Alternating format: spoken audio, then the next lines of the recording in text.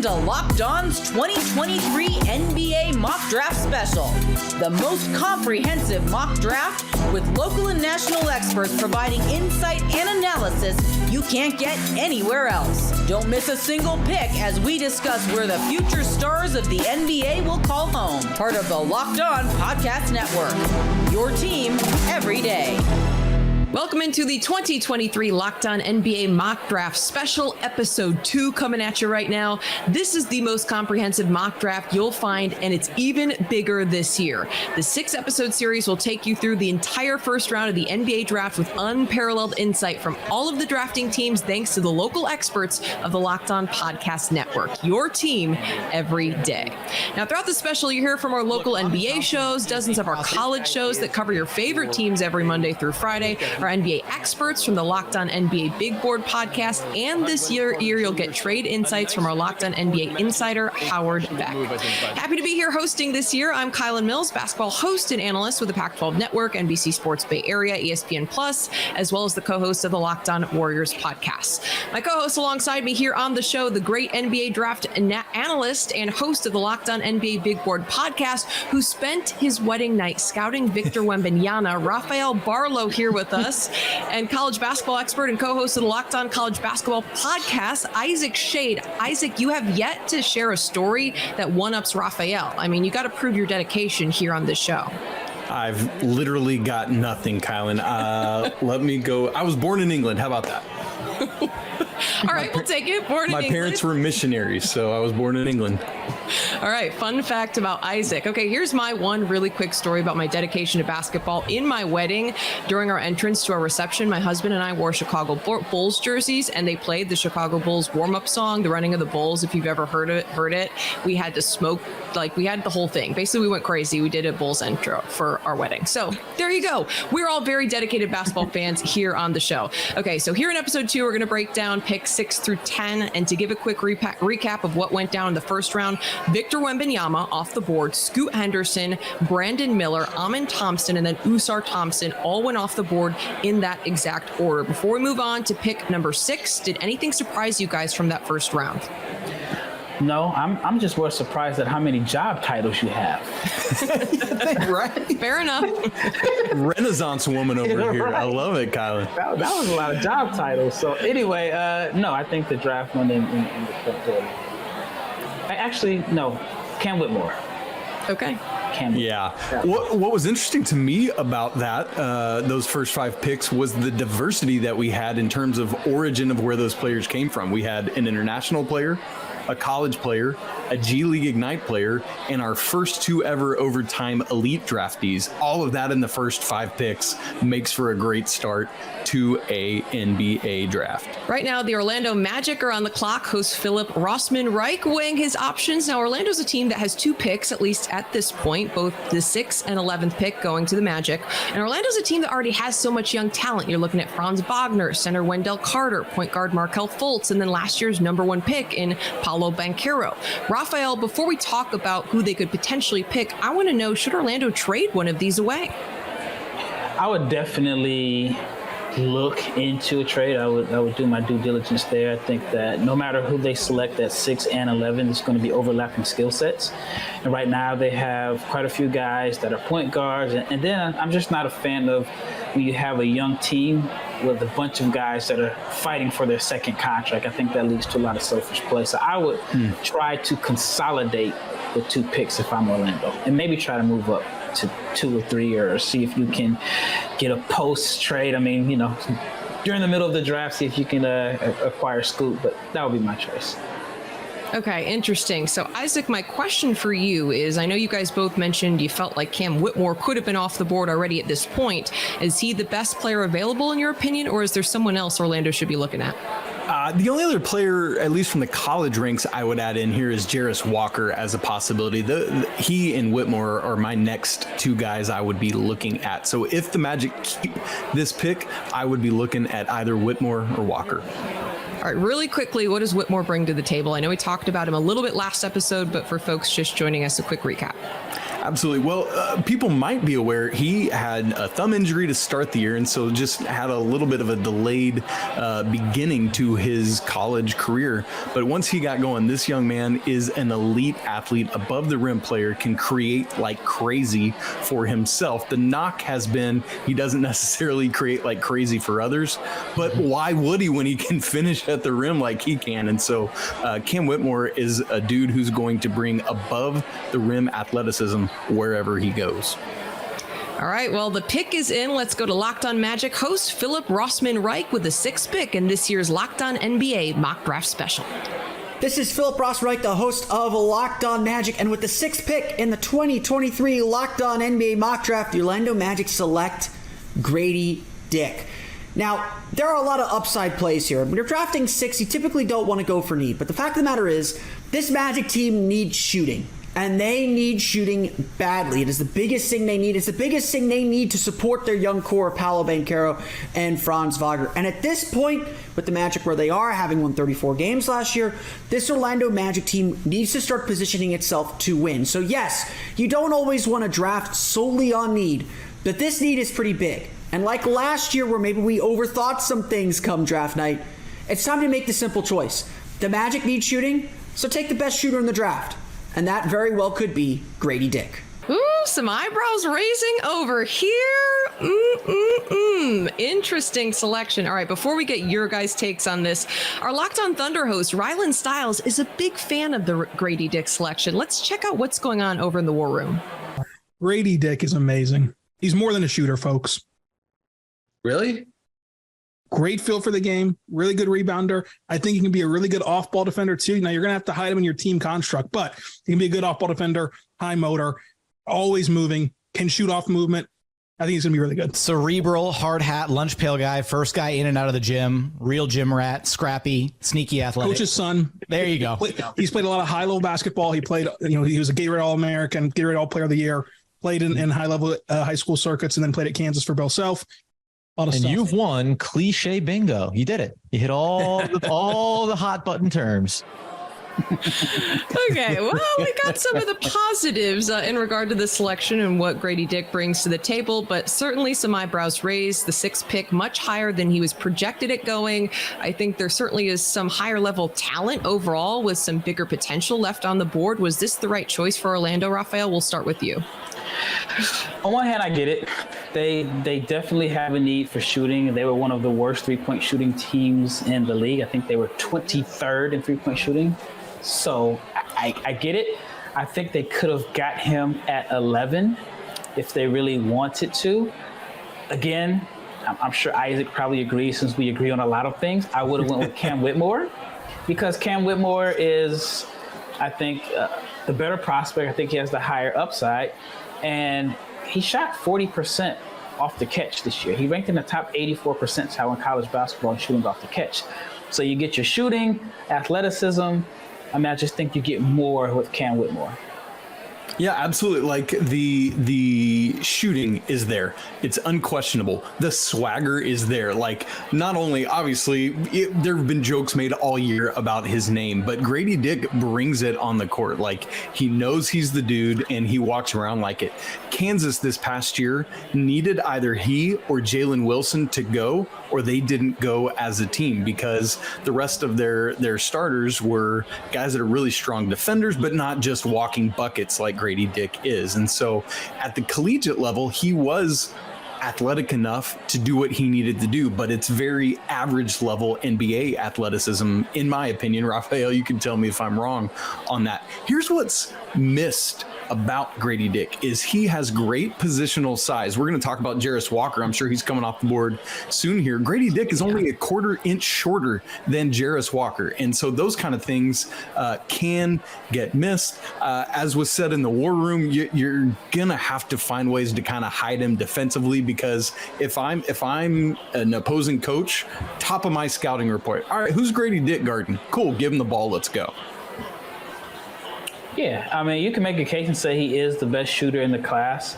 And what's interesting about the numbers with Gradey Dick, when you think of him, you don't think of a guy that scores mostly out of like pick and roll and ball screens. But when he was putting ball screens, he ranked in the top 96 percentile in the country, shot about 42% as the pick and roll ball handler. So I thought Kansas did a good job of kind of setting the screen and allowed him to pull up and elevate over the top.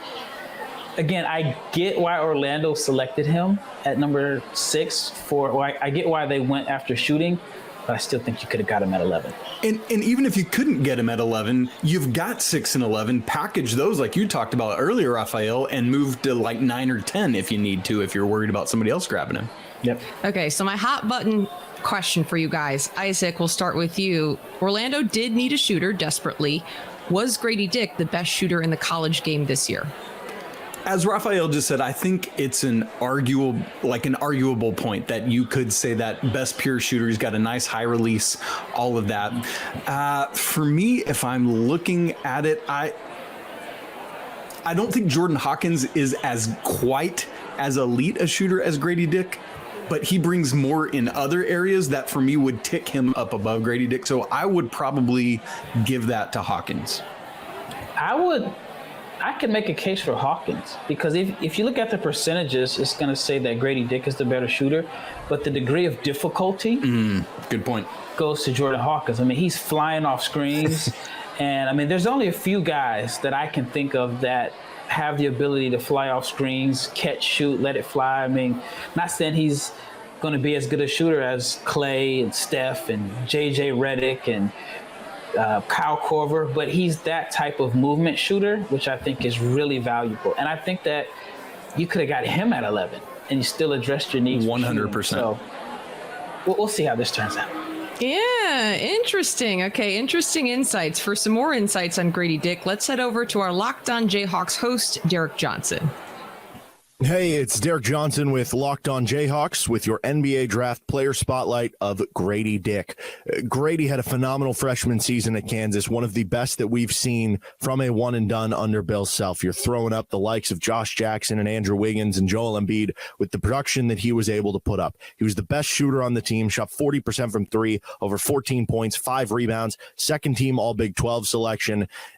And he had to deal with some ups and downs, going through some times where defenses or opposing offenses targeted him on the defensive end of the ball. But he always wanted to. He tried hard on that end, would end up with good steal numbers. We saw times where teams face guarded him, had to adjust through that throughout the season. Good news in the NBA, there will be a little bit more spacing for him, and he is a knockdown shooter. Can shoot off movement, has a very high release. Again, shot 40%, very repeatable release. Wherever he's going, they know they are getting one of the best shooters, if not the best shooter in the draft, but there's potential for more because he's a 6'8" wing who's athletic, who tries hard on defense, good offensive rebounder, made some good moments there, and really just wants to improve and get better in his overall game, wherever that ends up being for Gradey.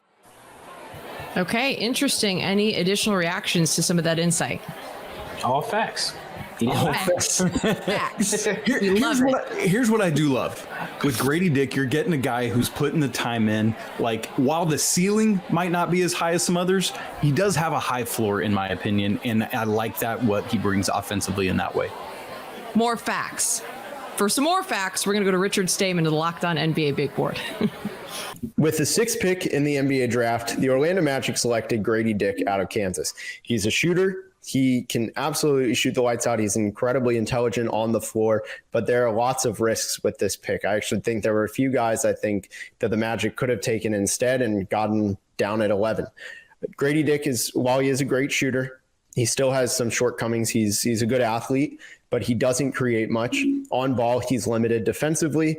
But the good news for them is, the Magic really needed spot-up shooters. That's arguably their very biggest need. It's a role over position need.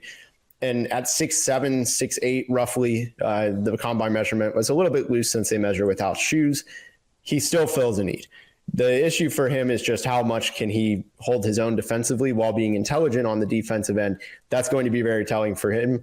I think this is an okay pick. There are better players on the board. Just an okay pick. Before we move along, what would you guys grade this pick for the Orlando Magic? Those faces tell the whole story right there. If you're not watching and you're listening, very, very mixed reactions here. The listeners can't see my facial expression. Because I'm trying to describe it. It's not good. It's not pretty. Like pick fit grade versus choice grade overall. Like pick fit because of the need of spot up shooters, maybe B minus. But in terms of like just outside of context pick, C. C. Okay. I'll give them a C plus because they did feel a need, a glaring need. But I mean, like I said before, like Richard said, probably could have got him at 11 or maybe even a Jordan Hawkins. So I'll give them a C plus because they did help the team get better. Okay, now just to be clear, when I said your face wasn't pretty, Rafael, I didn't mean it's not pretty to look at. Just your reaction to this pick wasn't pretty, okay? So if you're listening, Rafael, very, very pretty face overall. Just not super impressed with this Orlando Magic pick at number 6. Just be worried about my wife. Just be worried about my wife. That's all. She maybe take offense to that. Okay. Oh, no, your wife is the GOAT. She is the one who was out scouting Wembanyama on her wedding night. We do not want to make her angry. Please beg for her forgiveness for me. Gotcha. It'll happen. All right, the number 6 pick in the books. Before we move along to number 7, will it be Cam Whitmore? He's a player these two have been really high on. Surprised he hasn't gone quite yet. We'll find out. Is he going to be next? The Locked On NBA Mock Draft Special is brought to you by Bird Dogs. If you're looking for some of the most comfortable, stylish shorts you can find, you gotta go check out Bird Dogs. Our producer Ross was just telling me these are some of his favorite shorts because they've got that khaki style, but they're also designed to fit a little bit slimmer and give your legs that truly sculpted look. They also are anti-sweat, anti-stink, so you'll be comfortable and also smell pretty good all day long. Go to birddogs.com// Locked On NBA and enter promo code LOCKEDONNBA for a free Yeti style tumbler with your order. That's birddogs.com/LockedOnNBA for a free Yeti style tumbler. Those are awesome as well. Almost as awesome as the clothes. You won't want to take your Bird Dogs off. We promise you that. Continuing our Locked On Mock Draft NBA special, the Indiana Pacers have picked number 7. Very excited to see which direction this goes. Now, Indiana was the 7th worst rebounding team in the NBA. They were last in defensive rebounding this season. Rafael, who do they pick to address some of those issues? I think Jarace Walker could help address those needs. He'd be a good rebounder, defender, an additional playmaker, a guy that can knock down open shots. But I still think I would go with Cam Whitmore. That's just who I go with. Maybe I'm just going to campaign for Cam until he's off the board. Fair enough. Is that your pick as well, Isaac? Would you say Whitmore? Y'all are both just riding this Whitmore train, man. Well, listen, because of the rebounding, here's where I'll throw in a new wrinkle. Let's go with some Taylor Hendricks love, a guy that really does some nice things defensively, has that ability to knock down shots just like these other guys we're talking about. Let's get his name in here for the first time as a potential if we really need some rebounding. Okay, so 3 big names that pop into mind right now. Jarace Walker, Cam Whitmore, Taylor Hendricks. Isaac, like what differentiates those 3 or how would you rank them? With Jarace Walker, it's all about defense. Like if I'm not going to call him Anthony Davis. Hear me not saying that in any way. But when Anthony Davis was coming out, his offensive game was very much a work in progress. That's kind of where Jarace Walker is. There's a lot there that suggests he's going to be able to continue to grow offensively. But you go get him because of his defensive capability already in his NBA-ready body. In terms of Whitmore, we've already laid that out. It's the athleticism. It's what he can do to create and finish. With Hendricks, it's 3 and D from the stretch 4 position. And so really, we're getting into that range a little bit where fit-wise, as the Pacers brass, you look at that and you go with any of those dudes who you think can help you best at this spot.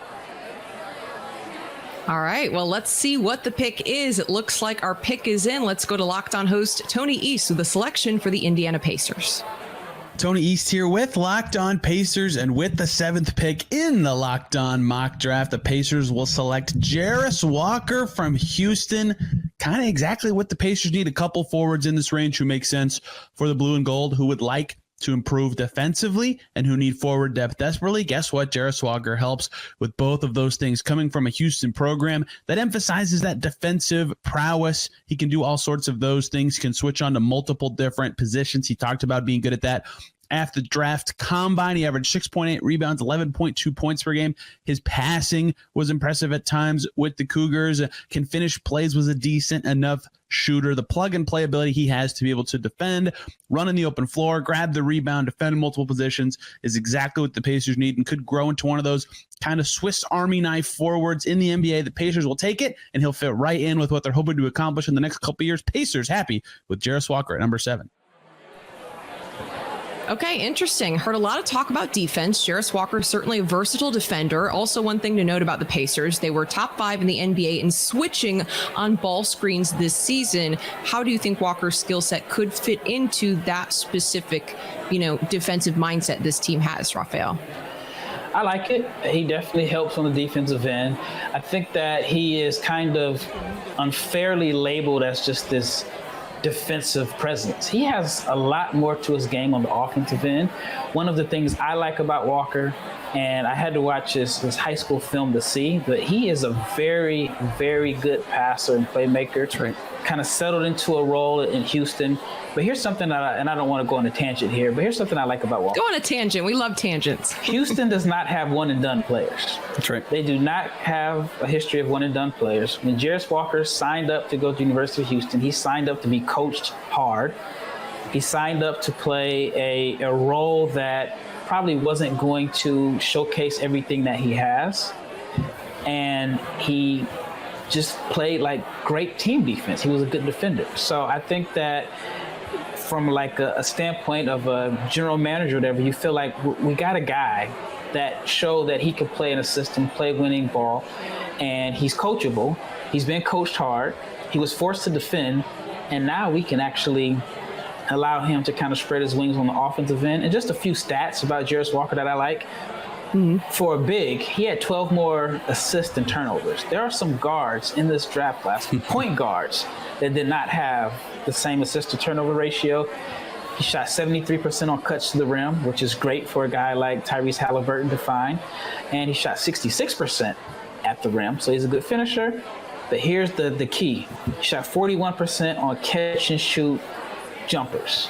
If the shot ends up falling, you could end up with this Bam Adebayo, Draymond Green type connective defensive presence that can make plays for others. I like the pick.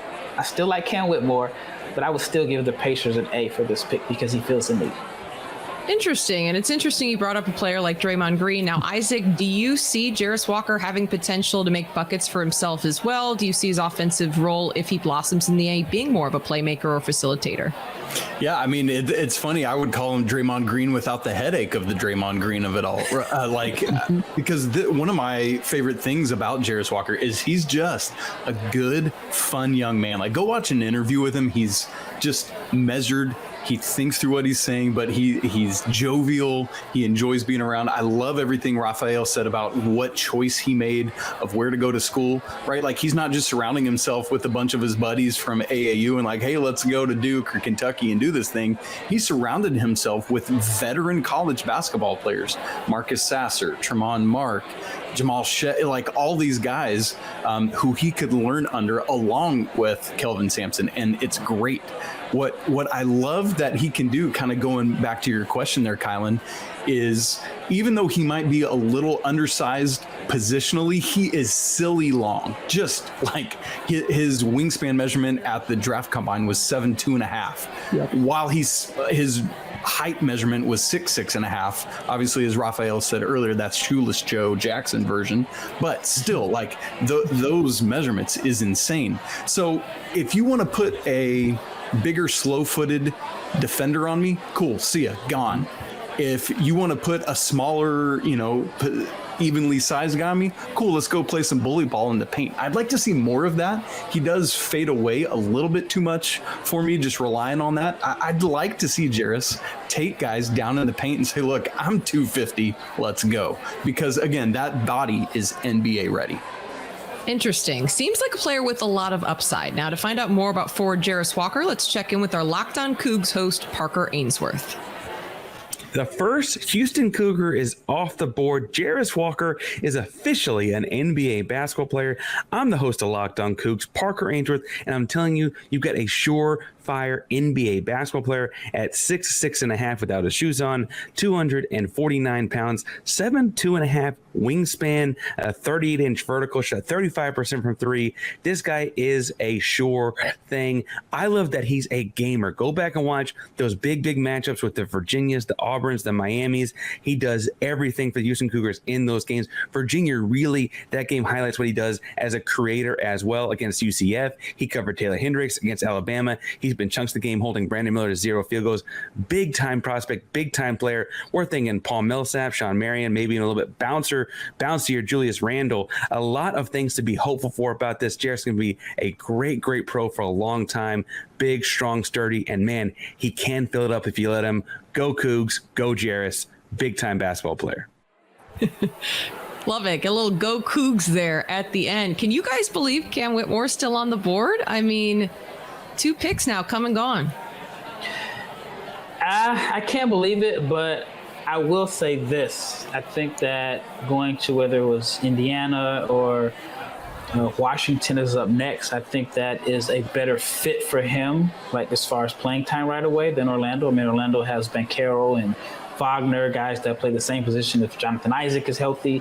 So I do think no, that will never happen, Rafael. Yeah, nice he's try. played like 3 games since like COVID. I mean, but I do think sliding for him might actually help him land in a better spot. Okay, interesting. Do you share the same sentiments, Isaac? Yeah, I mean, and when we're talking sliding, we're still talking the 8th overall pick in the 2023 NBA draft. And so nice little payday for Cam wherever he goes. You got to expect it's going to be the next couple picks here. Okay, well, before we move along to that 8th pick, let's check in with Lief Thulin of the Locked On NBA Big Board. Jarace Walker at number 7 to the Pacers is a phenomenal pick. Jarace Walker is a player who put up pedestrian stats on a loaded team. 11 points, 7 rebounds, 2 assists, couple stocks to his name. A budding passer, someone who shot 35% from 3 as an off-ball player with tremendous defensive upside and floor. What is Jarace Walker? I spoke to an executive at the Combine, and he said Jarace Walker, if he went to Ole Miss or South Carolina, likening him to G.G. Jackson or Brandon Miller, some freshman in the SEC who exceeded expectations, I think he would score 18 and 9 is what he told me about Jarace Walker, and will be a surefire number 5 pick. So he's got more at his disposal, more in the tool belt than he showed at Houston, where he played a role and played it in a stellar way. Jarace Walker's a big-bodied wing who can defend and will feed off of Tyrese Halliburton and Benedict Mathurin and the players that are in place already with the Pacers. I really like this fit, and I think this is a very likely landing spot for Jarace Walker. All right, moving along to pick number 6, Gradey Dick and Jarace Walker off the board at 6 and 7. Now the Washington Wizards are on the clock. The Wizards are a team in search of an identity. They were 22nd in the league in offense, 21st in defense. They finished 12th in the Eastern Conference. Their GM was just let go at the end of the season. I'm not even going to pretend and say what direction do they go with this pick, but I'm just going to say, Rafael, how would Cam Whitmore help this group if they were to choose him?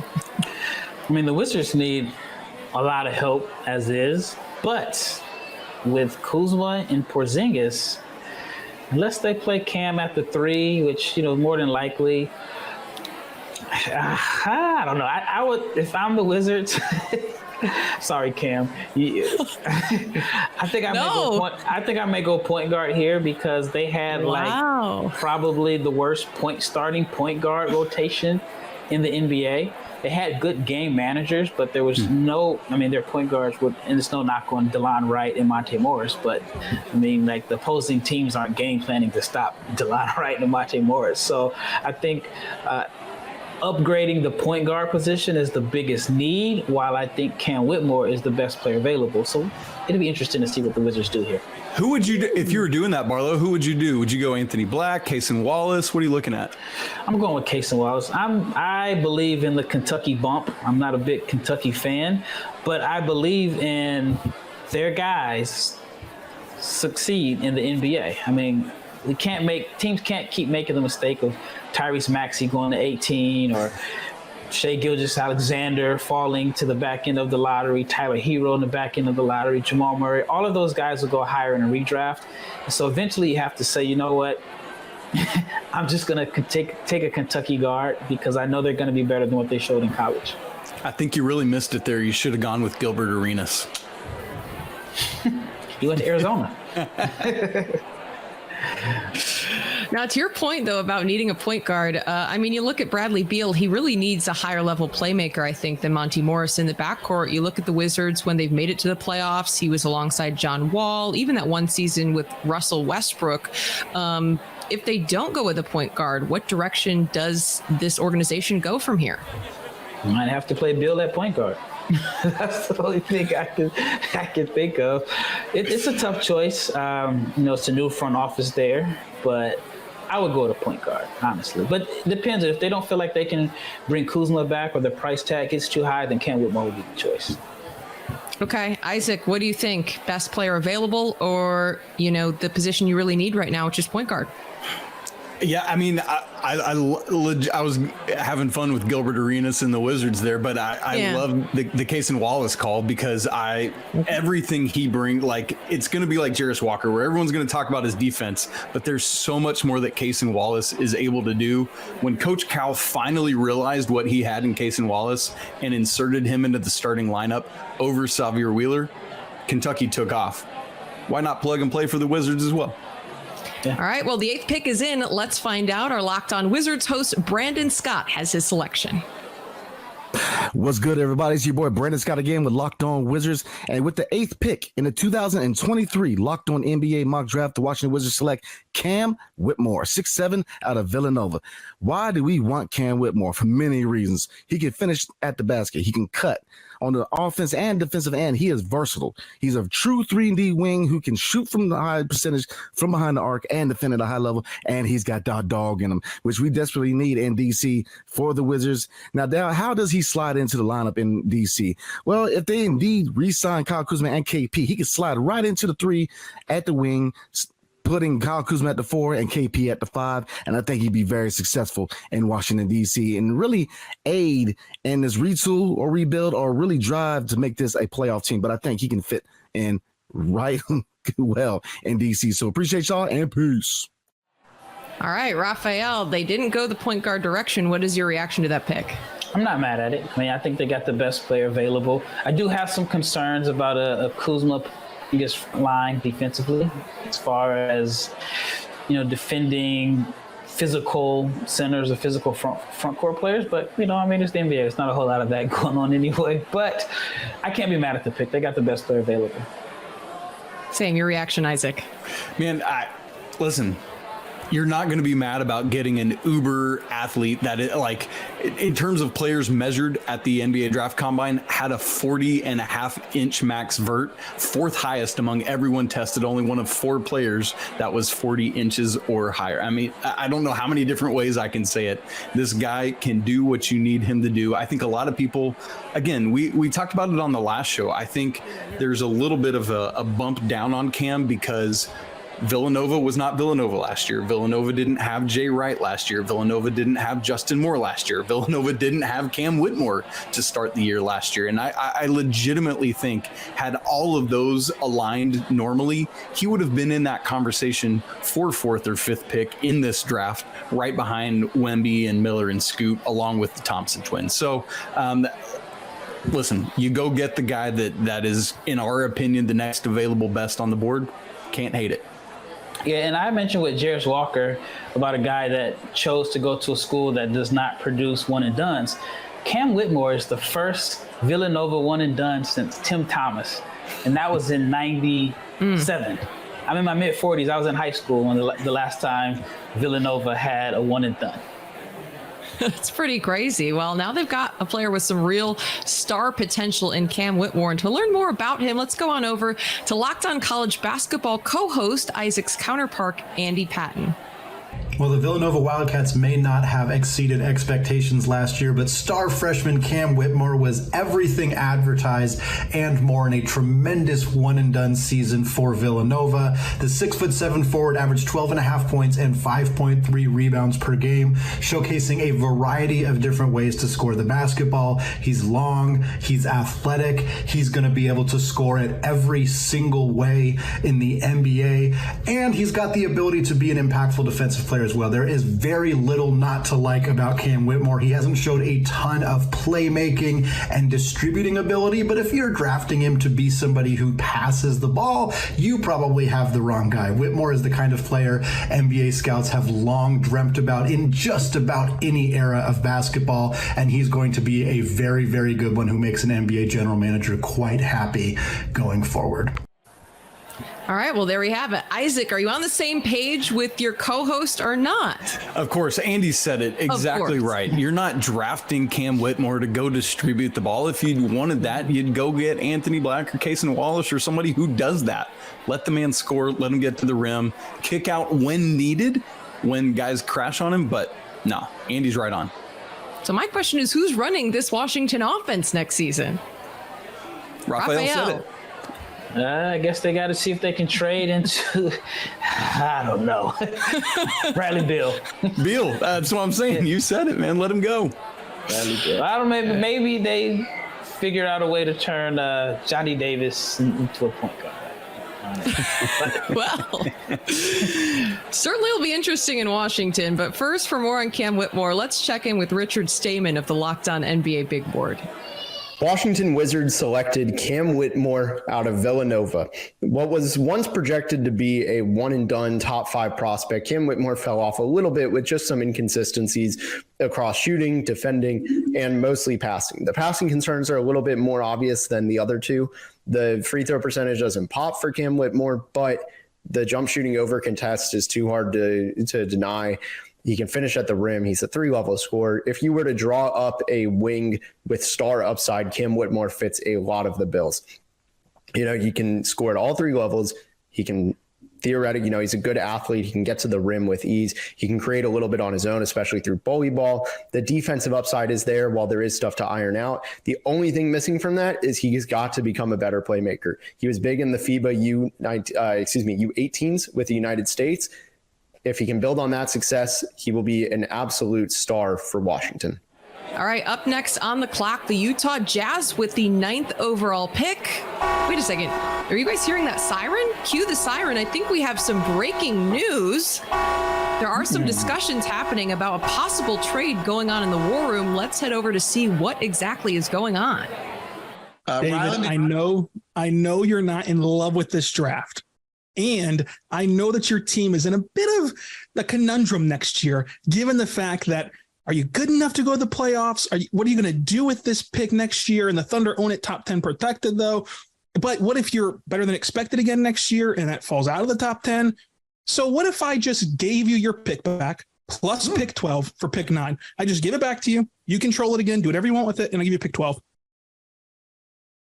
So wait a second. I get the 12th pick of the draft. And your pick back next year. Deal. Well, that'll be a hot pick. Well, the Mills bomb has been dropped. Okay, for the record, I didn't make that up. Our producer, Ross Jackson, made it up. Full credit goes to him. Very clever. Love it. Oklahoma City Thunder now on the clock, up next at number 9. Who will they select? We'll find out in just a moment. This Locked On NBA mock draft special is presented by Game Time. Just the other day, my mom was in town visiting from Chicago. I live here in the Bay Area. We were trying to find tickets to the Cubs-Giants games. We found great deals on the Game Time app. Now, some things you can do. You can find flash deals for last-minute tickets. They're easy to find and buy tickets for any kind of event going on in your area. They show you images of the seat views, and it's the lowest price guaranteed. Event cancellation protection, job loss protection, and so much more. Finding tickets last minute doesn't have to be stressful. Now, stag the tickets without the stress at Game Time. Download the Game Time app, create an account, and use the code LOCKEDONNBA for $20 off your first purchase. Terms do apply. Again, create an account, redeem the code at LOCKEDONNBA for $20 off. Download Game Time today. Last minute tickets, lowest price guaranteed.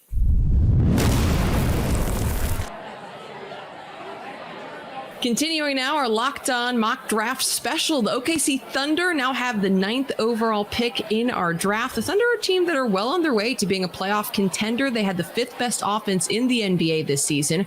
Rafael, what direction do the Thunder go with this pick? I think the Thunder have the luxury of just taking whoever they want, best player available. They don't necessarily have a need for fit. Although I'm thinking maybe down the line, they're going to have to face Jokic in a playoff series. So they may want to need some beef, but there's nobody available at this range. But they're getting a rookie in Chet next year. And I mean, they're good at the point guard. They're good at, with Gilgeous-Alexander and Jalen Williams. I just think they can gamble on the highest upside and someone that they don't necessarily need to come in and contribute right away. I may gamble on like a Bilal Coulibaly or somebody like that. Interesting. Isaac, who is the best available talent on the board right now in your eyes? You're already laughing. If you can't see him, he's laughing. Explain why, sir. I'm laughing because Rafael was talking about needing beef, and then like 2 players later said Chet Holmgren coming back, and I'm picturing fat Chet Holmgren, and it's the most hilarious thing I've ever seen in my life. Just send him to New Orleans for a summer. He'll be all right. Yeah, that's right. Getting some beignets. Let's go. No, I think this is where I would go Taylor Hendricks. I mean, what he brings on both sides of the ball, the shot making ability from outside, the positional size, his ability to just wreak havoc defensively and to protect the rim. I think that makes sense for the Thunder. Okay, my only question about Taylor Hendricks is, a player coming out of a mid-major like that, can his game translate? Are there any concerns when you look at what team he was on? Well, do you have any concerns with Jarace Walker? Because they're coming out of the same conference, right? Like, I mean, that's the conversation we're having here. Because what I would say about Taylor Hendricks is if this was next year and UCF was already in the Big 12, like they'll be next year, it just wouldn't even be a conversation. No, so he transcends those kind of conversations. I'm not worried about it. And even if we've seen players in recent memory, Santa Clara did it last year. They're going to do it again this year, who have players that come in and then not only do that for the Thunder themselves, by the way, I should add. And so I have no concerns there at all. Yeah, I mean, I immediately was thinking of Jalen Williams out of Santa Clara when we were talking about this. But I mean, it's a conversation that, still is had around the league in terms of some of these players coming from, the mid-major programs. But UCF won't be in that category for long. All right. Can I add something real fast? Yeah, add it. I mean, are we just done with geography and conferences now? Like, why do we have a team from Florida in the Big 12, and then we got Creighton in the Big East, and now we have UCLA or is it UCLA and USC going to the Big Ten? Both of them going to the Big Ten. Well, here, listen, Rafael. People can't see me, but it's all about the money. Yeah, I mean, that's it. Is everyone's trying to build these super conferences now so that they can survive. The Big Ten and the SEC are light years ahead of everyone else, along with the new media deals they're both getting. So the Pac-12, Kylen knows this, the Pac-12 and the ACC and the Big 12 are trying to figure out how to survive. And you do that by bringing in a Houston in that media market. You do it by bringing in UCF and the Orlando media market. That's where it's at. So you have, in the Big 12, you got Colorado. No. Colorado's in the Pac-12. Yeah, they moved. Okay. Yeah. Okay. Although there are conversations about them coming back to the Big 12. Okay. Yeah. Right. Well, no, like right now, if you look at USC and UCLA, like those teams are going to be flying to Penn, like on a regular basis. When you look at some of the Big 10 schools, like they're in East Coast time zones, like you're literally going across the country. It's going to be kind of crazy, to figure out all the logistics there. It honestly sounds like a nightmare. I want no part of it. But my question, okay, before we move on to the pick, but for you, Isaac, is this eventually going to be a Big 10 and SEC are the only two power conferences that take over everything? Do you see that happening? I don't guarantee it, but I see a world where that's a very real thing, where we essentially have, let's call it an Eastern Conference and Western Conference, an AFC and an NFC, a National League and American League. And then, maybe 16 teams each, very similar to our professional leagues. But that's where it's going. I would not be surprised if pretty soon here, the players, because of name, image, and likeness stuff for people who haven't been diving into college, players can benefit off of their name, image, and likeness now. And so that's like, are we going to start seeing collective bargaining agreement? Like all these kind of things are coming to college because of this. And it's all this one big ball of wax. I wouldn't be surprised at all to see that happen. In fact, the ACC's just had some more interesting conversations in their spring meetings. The Big 12 did that like the last week of May.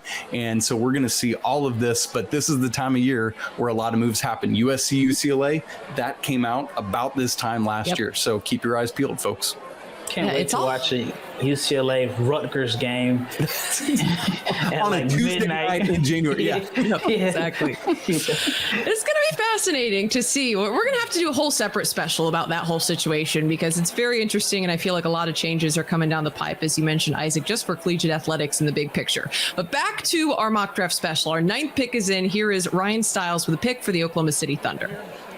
The Oklahoma City Thunder elect to trade pick number 12 and the 2024 Utah Jazz pick back to Utah in order to get back pick number 9. The Thunder are comfortable with this trade. They move up in the draft to get a player that seamlessly fits in Oklahoma City, and they only give up one of their 4 2024 first-round picks. Utah gets more flexibility out of the deal, and the Oklahoma City Thunder get Taylor Hendricks, who is an awesome player that complements Chet Holmgren extremely well at that power forward position.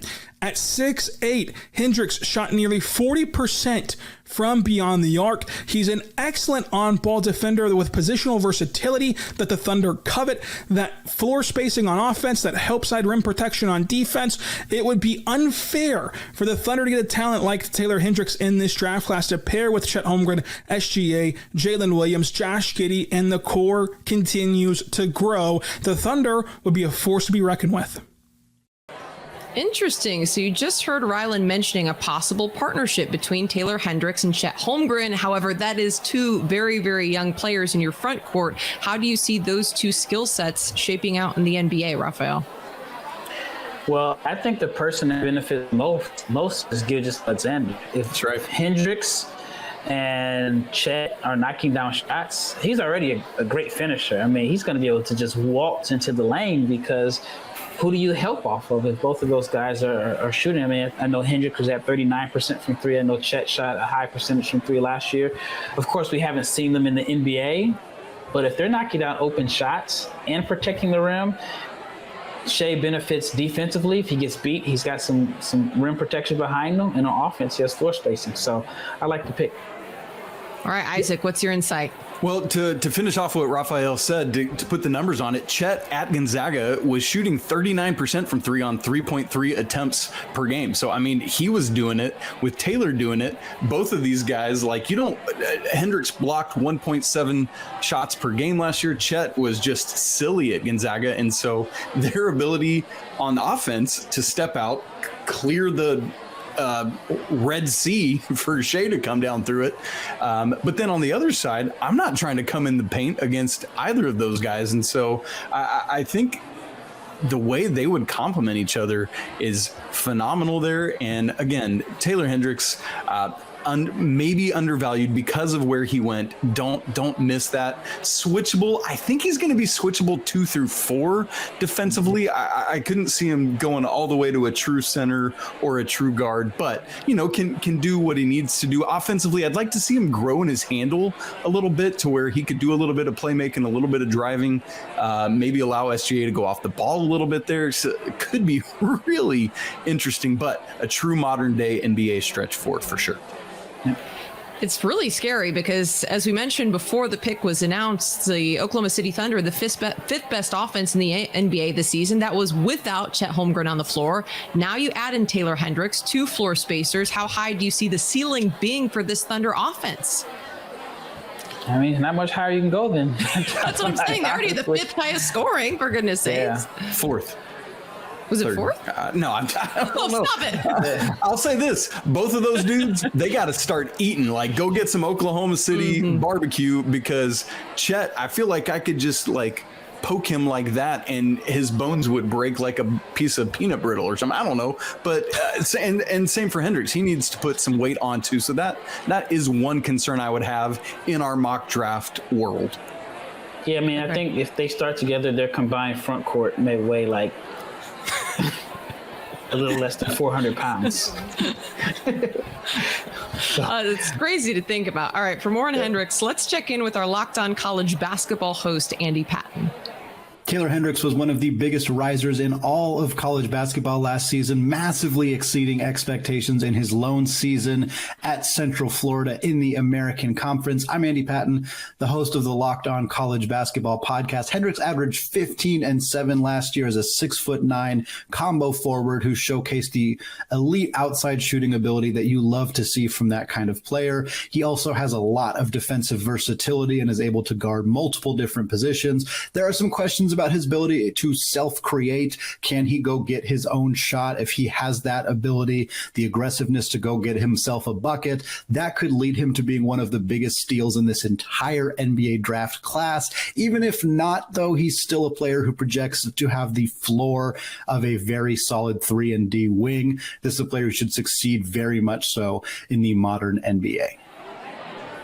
Okay. Isaac has left the building. Looks like Isaac Schade is out. Isaac, where you at? You want to come back now, please? Well, Andy said he was the Andy host. have me back? Andy said he was the host. He didn't say co-host. He said it was his show. I guess I'm done. Y'all, good luck rest of the way. All right. Well, man down here in our Locked On NBA mock around. draft special. Yikes. Well, you know, the way they're firing NBA coaches, you never know. Guys can get fired mid-show. But I'll take a job. Let's go. Yeah, well, that's what I was going to say. There should be some openings, Isaac. Well, let's just get you in. Forget college. We'll get you into the NBA game, right? I'm in. I'm all in. I'll be the Warriors' new GM. That sounds better. Oh, okay. Yeah. Come on over to the West Coast. We'll have you. We'll love you. Got some tough decisions to make this summer. Yeah, exactly. You'd have your hands full. That's for sure. I'm definitive. Let's go get rid of Steph. He's terrible. Whoa. Now, Isaac, I do not want to let you get hurt or attacked by Warriors Twitter as a part of this special. So we're going to cut you off right there. Moving along in our Locked On NBA mock draft special. My one thing I wanted to ask about in terms of Hendricks, could he be the biggest steal of the draft? That was something that your counterpart, Andy, had mentioned. Do you think that is realistic? Rafael and Isaac, both of you, what do you think on this? I'm just laughing at the word biggest because I'm thinking of Chet the beefiness and that we've been talking about, like the thin towers. So he could be. I mean, I think he feels. Every team needs shooting, but front court shooting and rim protection. I mean, that's such a valuable asset. So I wouldn't say he's the biggest steal, but I think that that's a great pick. Yeah, I've got to go back to Cam Whitmore being picked several picks later than we thought he was. I think Cam could be a big steal. There's several players still on the board that if they slide much more than they have right now could enter that conversation. But Hendricks is definitely in the conversation. All right, for more on this pick, let's go to Lief Thulin of the Locked On NBA Big Board. Taylor Hendricks at 9 to the Oklahoma City Thunder after a trade with the Utah Jazz. Hendricks is a guy who is unheralded coming into the year, but came away with a top 10 grade by just about anyone. Hendricks has a very high floor as a guy who shot 40% from three as a freshman and is a defensive anchor who can block shots as a secondary rim protector and slides his feet beautifully. He fits next to the Thunder's young core of Shai Gilgeous-Alexander, Josh Giddey, Jalen Williams from Santa Clara, Chet Holmgren, who's yet to return, and even Jalen Williams from Arkansas. He could play the 4 right away. He can also play bench minutes. I think this is a really interesting pick for the Thunder, and I understand why they'd move up to make this pick. Someone who can space the floor around their stars who prefer to drive, and Shai Gilgeous-Alexander and Josh Giddey, who have playmaking acumen. I think Hendricks is a guy who has high floor, a little bit limited ceiling, but would fit very nicely with this team and raise their ceiling as they're already looking to be a playoff team in what seems like just a blink of the eye. The Thunder have really accelerated their timeline, and Taylor Hendricks should help to do so as well. Rafael, I feel like I cut you off tossing to that. Was there anything else that you wanted to add about that Thunder pick? No, I think it makes a lot of sense. Like I said, I mean, with the floor spacing and the rim protection that you get there, it really benefits, and those two guys complement their all-NBA player in Shai Gilgeous-Alexander. So I like the pick. All right, moving along to the 10th pick in our Locked On NBA mock draft special. The Dallas Mavericks now weighing their options. The Mavs had a fairly successful mini tank job keeping the 10th pick this season. Now, this could be pretty interesting because some of the bigs you guys both were really high on are now off the board. So who is the next best available, Isaac? I'm getting into Jordan Hawkins territory. I mean, just coming off a national championship, we've talked about earlier that he is arguably, if not the best shooter in the draft, with making those shots off of every type of play imaginable. You've still got Anthony Black, you've got Cason Wallace, but then we start getting into the territory of like Kobe Buffkin, or if you do need or are thinking about a big, there you could have somebody like Derek Lively from Duke, who is just scary to go against in the lane. And so there's some different possible directions here for the Mavs, and I'm very curious to see what happens. I mean, Rafael, do you feel like there's a position they should be looking at specifically, or is this just a best available situation? Definitely. This is the easiest choice for me other than Wembanyama. I'm going with Derek Lively. It may seem controversial to some, but the Mavs, I mean, we know that they need help on defense. They need a rim protector. And, some people are concerned, well, why would you take a guy to average 3 points per game in the top 10? But Lively is, he's your vertical lob threat. He's your rim runner. And with a guy like Luka Doncic, that's going to get him easy looks. All he has to do is set screens, run the floor, jump up to the moon, catch block shots. I think he could be this Luka Doncic era Dallas Mavericks version of Tyson Chandler. To me, this is a no-brainer. He fills so many of the Mavs' needs, and he can shoot the ball. Like he made 14 threes in a row at his pro day. If he develops into a pick-and-pop threat, he just helps the Mavs immediately. So, Isaac, is this genius or madness, what Rafael's spitting right now? Well, as the host of the Locked On Tar Heels podcast, I'm inclined to say that it's madness, but it is actually genius. To Rafael's point, a young man who in that greatest rivalry in college basketball can score 4 points and be far and away the best player on the court, which he did in the first matchup between these two schools last year. Because in addition to those 4 points, my man had 14 rebounds and 8 blocks in the North Carolina Duke rivalry. And so Derek Lively is just one of those guys who can absolutely change a game just sheerly by his presence.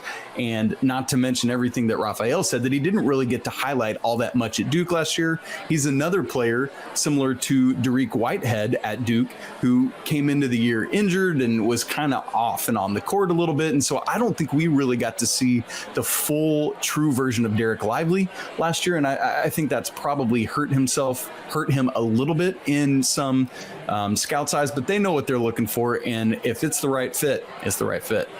I want to add a couple stats for you. Lively shot 90% from the floor in transition. He was in the top 97 percentile as a roll man. Again, it was a very small sample size because, there's not a lot of spacing in college basketball. I don't think he had the guards to get him the ball, but he shot 77% at the rim.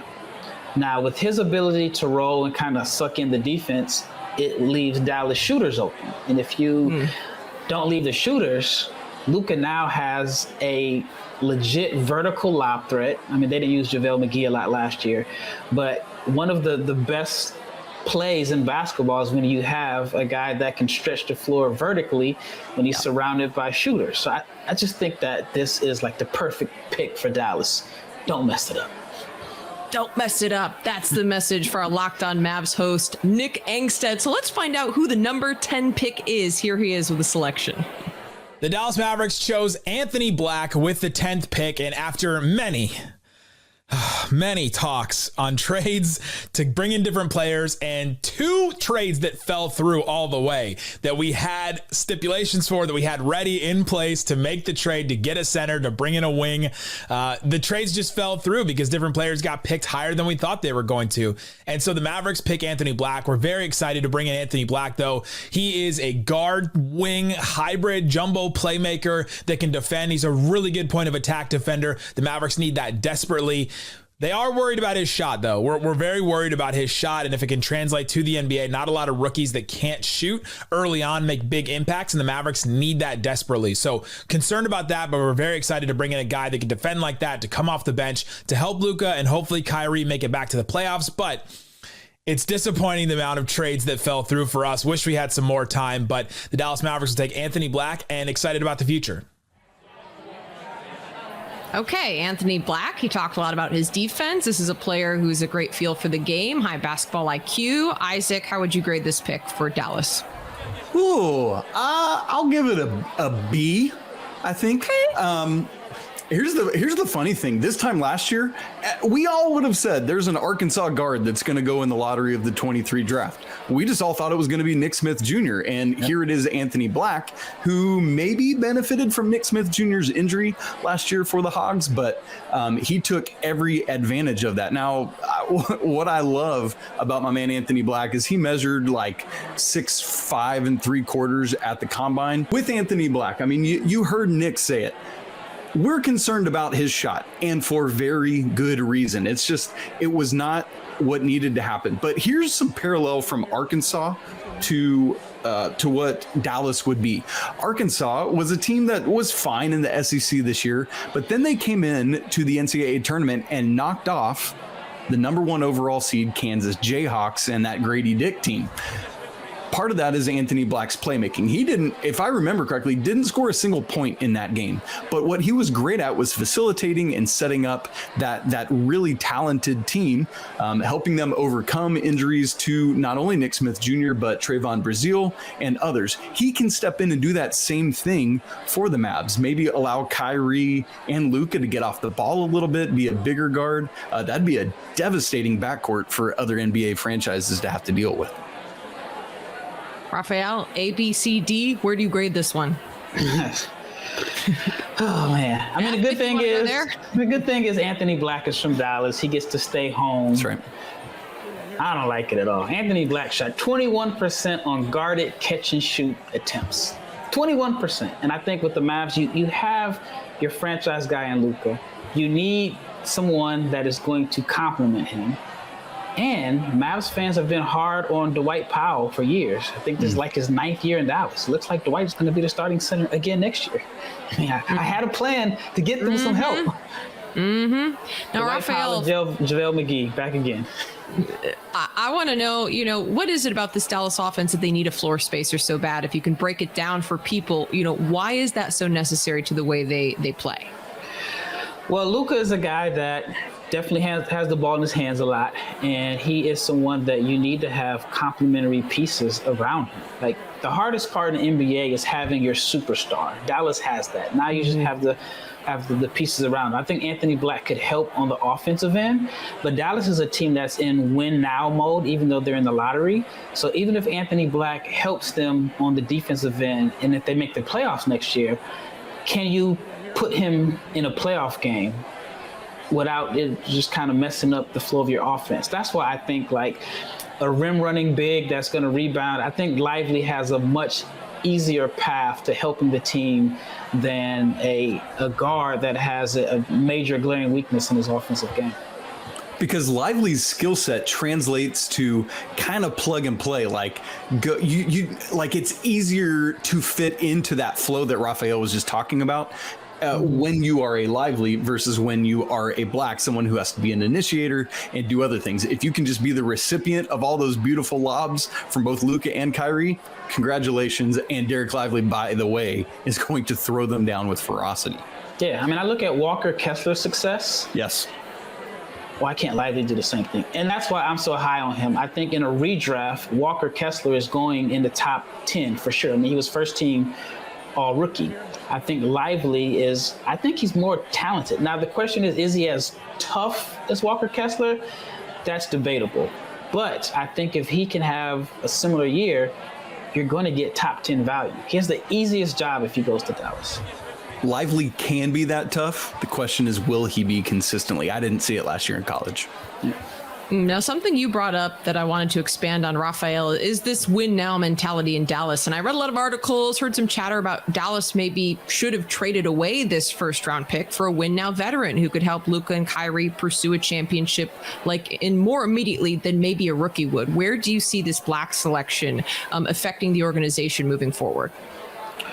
Yeah, I mean, I think if they're going to keep the pick, then it has to be someone that provides front court help in shooting, which they need the most. I mean, I think Christian Wood is going to be gone. So they are in win now mode. I think Anthony Black, at least for Dallas, is more so of a long-term solution. I mean, he can't help on the defensive end as far as the wing. But I don't know. I'm just kind of thrown off by it. But I will say they are in win now mode, and it's going to be tough for a rookie to come in and get those developmental minutes. I mean, Jaden Hardy had a really good year, but he had to fight to get those minutes, and he had to get injuries. And then as soon as guys got healthy, he was out of the lineup. So he got shuffled back and forth. I mean, obviously Black would probably have a little bit more leeway as a top 10 pick. But I just think that Dallas is trying to win now. And I don't know if this internal timeline is going to be enough to give Black the time to develop into an offensive threat.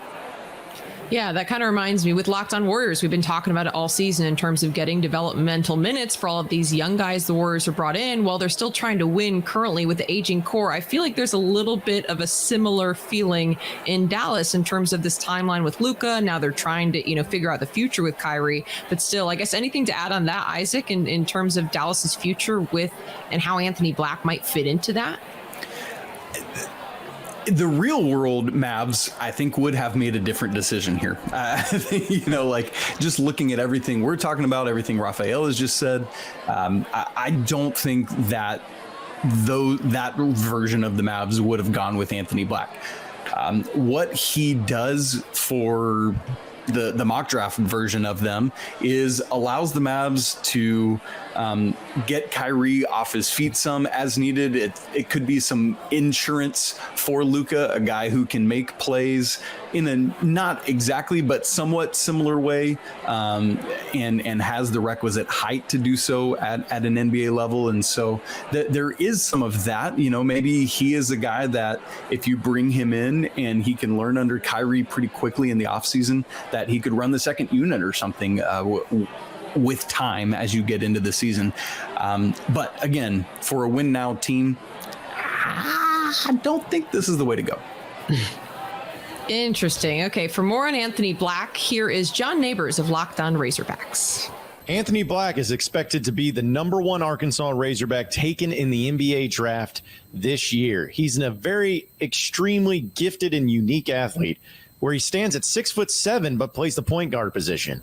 He's able to have different plays and different strategies of getting to the rack while scoring, while also distributing the ball for many assists while playing extraordinary defense. Whoever ends up getting a player like Anthony Black is going to be getting a great teammate that Eric Musselman personally has talked about the greatness that he had and also the toughness that he had as he dealt with the majority of the Razorback basketball season with nagging injuries.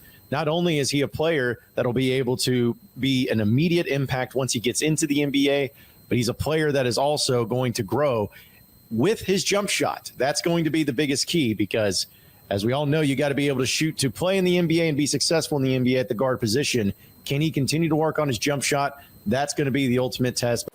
All right, some great insight from our guy, John. But was anyone else distracted by his background, the clothing optional beyond this point sign? For those of you who are listening, there was a little sign over his shoulder that read that. I was just cracking up. And it says something about beaches. Arkansas? Yeah, it says something about beaches. I'm like, Arkansas is landlocked. I'm not distracted at it at all because I talk with John pretty regularly. He's a hilarious dude, a great guy, covers the hogs really well. Woo pig suey. You'll love to see it. All right. Well, you love to see it. And apparently clothing optional at the beaches that are somewhere in landlocked Arkansas. There you have it. All right. Well, for more on this pick, let's go to Richard Stamen of our Locked On NBA Big Board. Dallas Mavericks selecting Anthony Black at number 10 is an absolute steal. Anthony Black has been considered a top 6 to 9 prospect. So just by nature, the Mavs at 10 getting him is a big win. You look at the size at about 6'6", 6'7", with point guard abilities, defense, and room to grow as a shooter. Anthony Black checks every box that the Mavs are looking for in upside with this top 10 pick. This is everything they wanted to tank for. This is somebody that could be a very good value at number 10. So shout out to the Locked On Mavs guys for getting him. The only concerns I can see with Anthony Black are really that, you know, he needs to keep adding strength, be more aggressive as he adds strength. If he continues to stay on the more passive side, he's not completely passive, but, you know, he doesn't always use aggression and his body to his advantage. If he can do that while also adding a jumper, I think that's a lethal addition and could make moving off of Kyrie Irving even more easily adaptable. Interesting. Richard, a little bit higher on Anthony Black than you guys were. All right, looking ahead to the next couple picks, 11 through 16, coming up in our next episode, who is the next best talent on the board for you both? I would go with Bilal Koulibaly from France. It's a name that is skyrocketing up the draft as Victor Wembanyama's teammate. I think that he is going to be I think he's going to be in demand. And then Nick Smith, we talked about it. Isaac talked about it. Nick Smith was, by a lot of counts, the top college prospect in college basketball entering the season.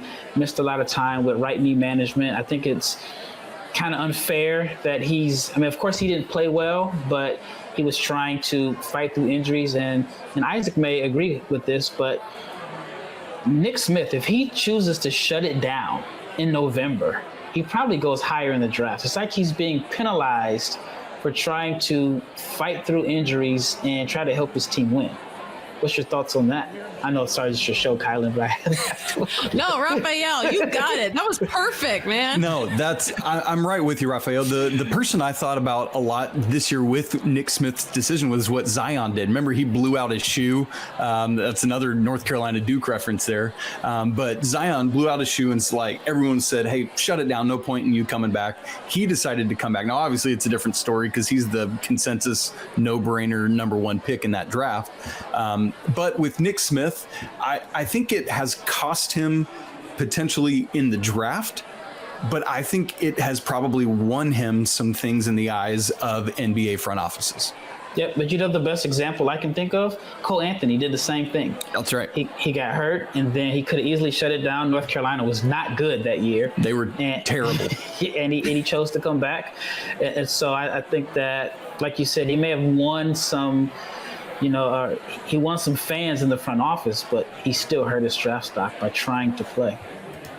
Okay, now for the record, Rafael, this is not my show. This is our show, the collective group, and y'all have been crushing it. So this would be nothing without you, to be very, very clear. I don't know. You got all those job titles. We fall under you. Crushing it like a grape. Yeah, I need y'all to step it up, add a couple more job titles. We'll throw them into episode 3. We can make something up. Dog walker, whatever you guys want. We'll try to get y'all to my level here.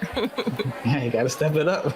Got to step it up. All right, love it. That does it for episode 2 of the Locked On NBA Mock Draft Special, presented by the Locked On Podcast Network, your team every single day. Now, tomorrow, picks 11 through, or not tomorrow, tonight, up in our next episode, picks 11 through 15 will be announced. Will there be more trade madness to come? We had our first Mills bomb in this second episode. Will more be to come in the third? You guys got any predictions in terms of trades? Any teams that you could see?